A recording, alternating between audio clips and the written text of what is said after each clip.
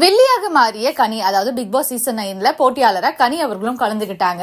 But இன்னும் 5 நாள் ஆகியும் அவங்க எந்த ஒரு கேமுமே ஸ்டார்ட் பண்ணல அப்படின்னு தான் சொல்லணும். அதுக்கு ஒரு அட்வைஸா பிக் பாஸுமே அவங்க கன்ஃபெஷன் ரூம்ல நீங்க இங்க சமைக்கிறதுக்காக வரல, நீங்க அதை தாண்டி உங்களோட கேமையும் விளையாடலாம் அப்படின்னு சொல்லியிருப்பாங்க.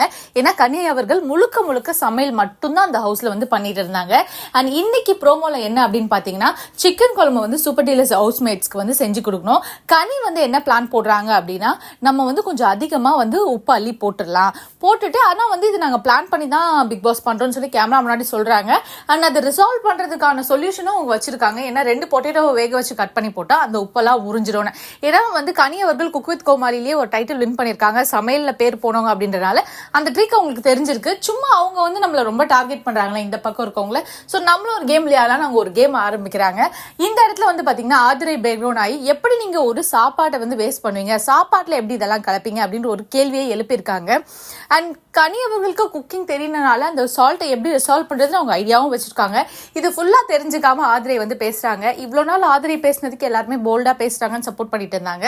அண்ட் இதை பத்தி நீங்க என்ன நினைக்கிறீங்க அப்படின்றத மறக்காம கமெண்ட் பாக்ஸ்ல கமெண்ட் பண்ணுங்க.